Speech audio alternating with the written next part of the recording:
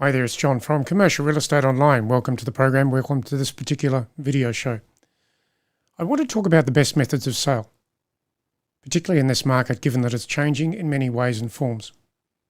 It is quite an active market, but of course we have to adjust to this market today because there are selective people out there selecting whether to sell or buy or lease. So there are different people that you can work for, of course. But in this particular video, I want to focus on selling and the best method of sale and why that's so important today. Now, these particular notes are at the website, and this particular link here, which is now shown on the screen, is the link where you can get these notes and print them off from the article on the website. Now, I'm going to take you through the balance of the article here, and I'm going to stop from time to time to talk about what this says and how I can expand on that for you now. So take on board these ideas, think about them. There are many different selection ideas when it comes to methods of sale, and if you do it right, your property will sell quicker rather than later. And in this market, that's a good thing. So let's look at these notes, and as I said, I'll stop from time to time, and you can have a think about what I'm saying. So in commercial real estate sales, it's important to find the perfect method of sale for each property, every property.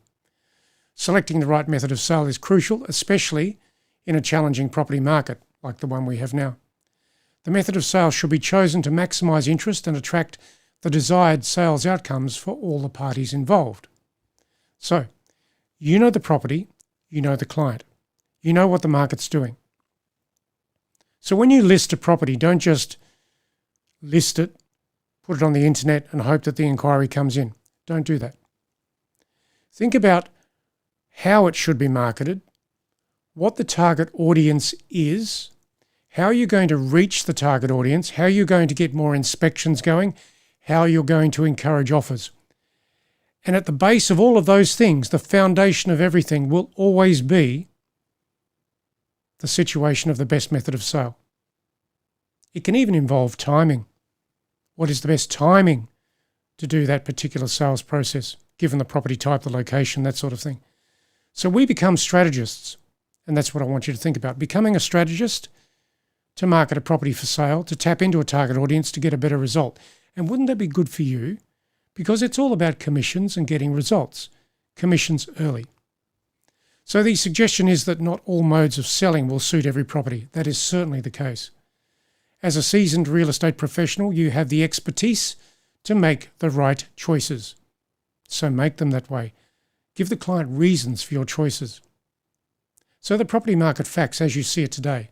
The process is quite a balanced way of considering all the required factors of the property market.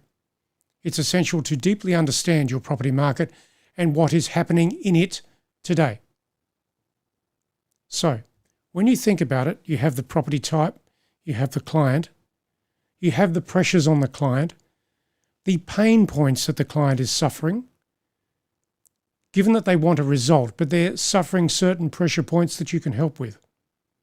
So the depth of your questions in commercial real estate will help you find the pain points and do more to list the property correctly to get the best method of sale going, a timely method of sale.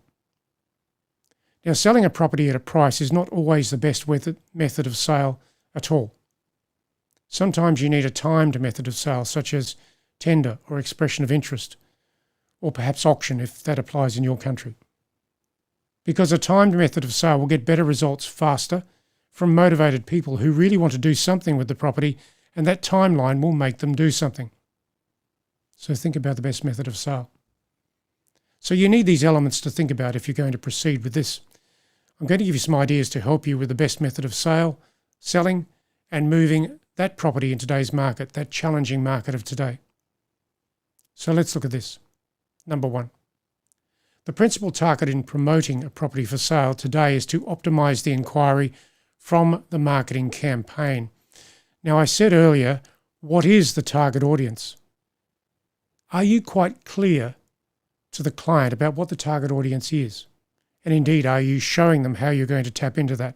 Because that is actually the secret for winning the listing. showing them the target audience, showing them you will be personally involved in tapping into that target audience and giving them the strategy and the timed campaign around that. So think about it. What sales method will bring that inquiry quickly and effectively? Can you use other local properties as evidence when making a choice with a client? Number 2, what target audience do you want to attract to the property? This will affect the frequency of marketing, the media chosen, and the amount of money spent on marketing.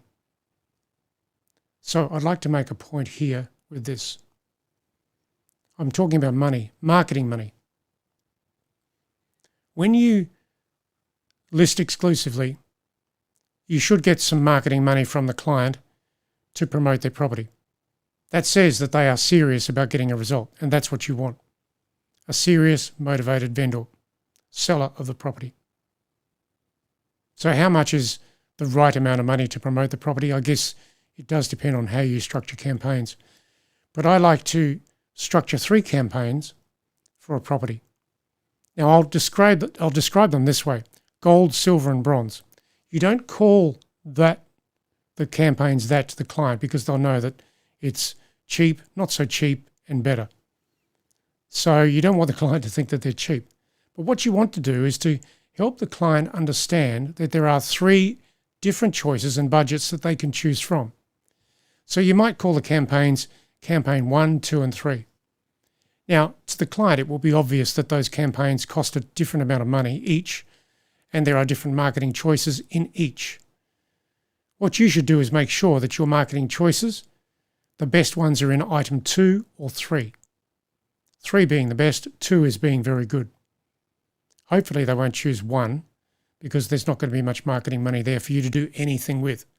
And of course, today, most of the marketing should be online, as well as target marketing, targeted emails, brochures, that sort of thing. That's why exclusivity is so important in what we do. So let's go further. Number 3, what are the features and improvements in the property that will help the sale process? It's crucial to address any property issues before marketing. Now, what this says is there may be some presentational issues with that property that really upset the potential sale.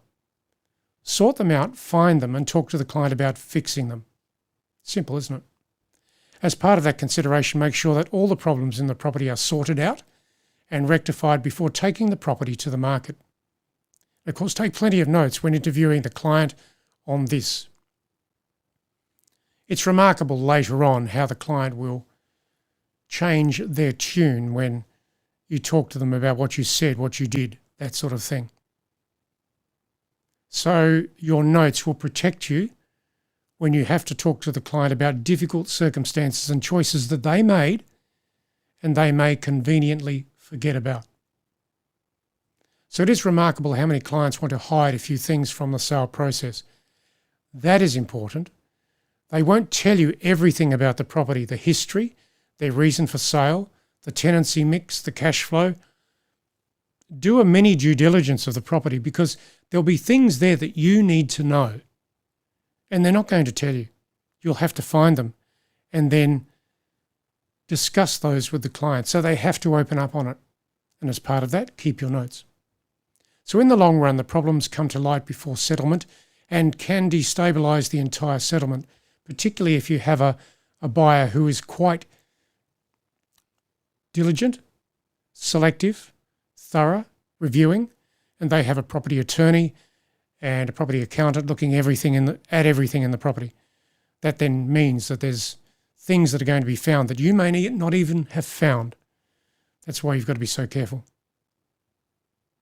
So if you can see that the property has issues, deal with them before starting the marketing, of course. Number 4, what is the inquiry like today, given the property type?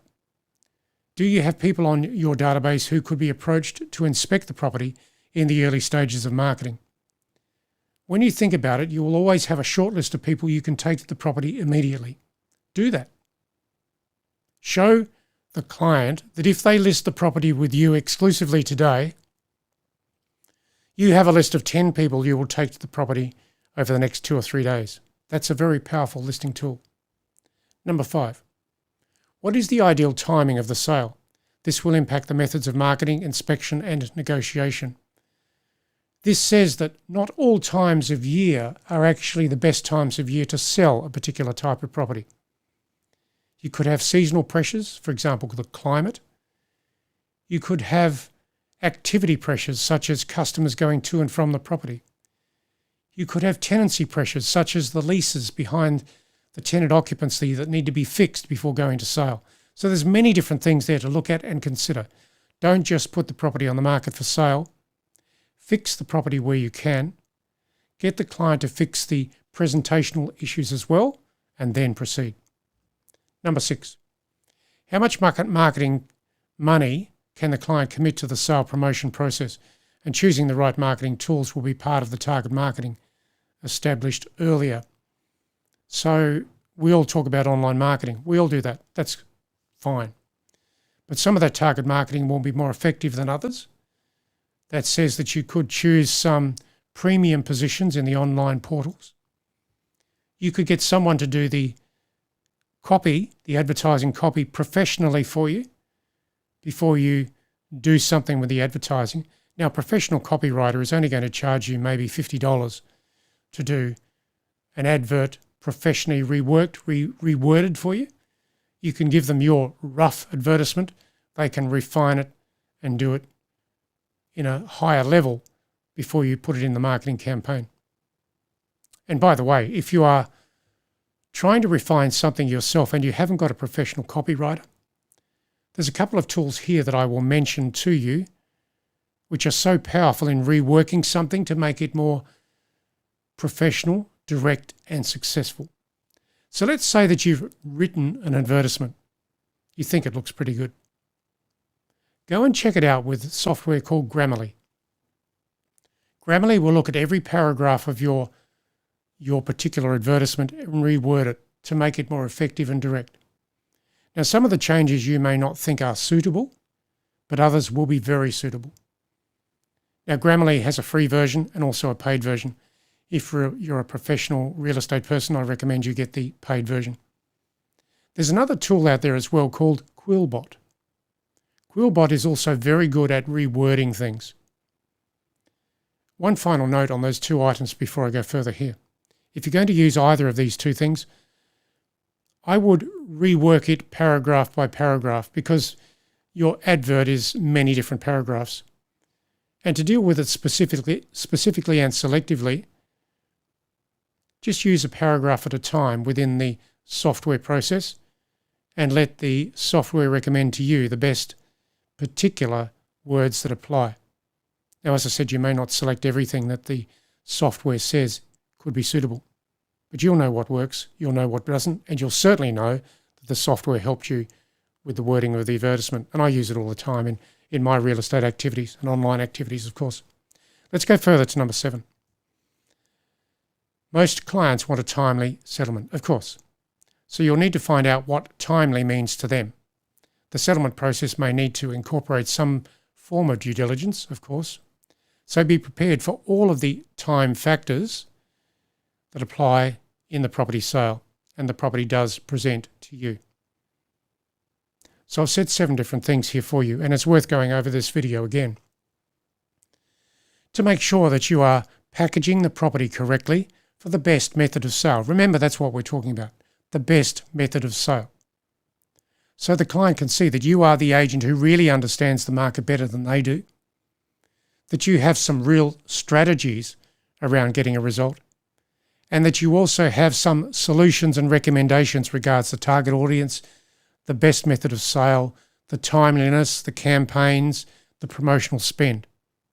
When you do all of that well, you're elevating yourself to a better level when it comes to real estate agent today in your location that could potentially win the listing. Now, as you know, and I know, most listing presentations are competitive. So there's going to be 2 or 3 other agents floating around the place who will be approached by the client to quote on that property. Now, that agent may choose to discount their commission, which is not something I recommend, by the way. It is better for you to win a listing off the back of strategy, a strategic approach, the timeliness, the target audience, the recommendations, and putting yourself into an exclusive campaign that the client cannot ignore. That's how you win the best listings. So as you can see, some critical decisions are to be made in the sale process of the average commercial or retail property investment to be taken to the market for sale. Consider all of these issues and make the right choices. What I'm doing here is to encourage you to be a better agent with what you can do.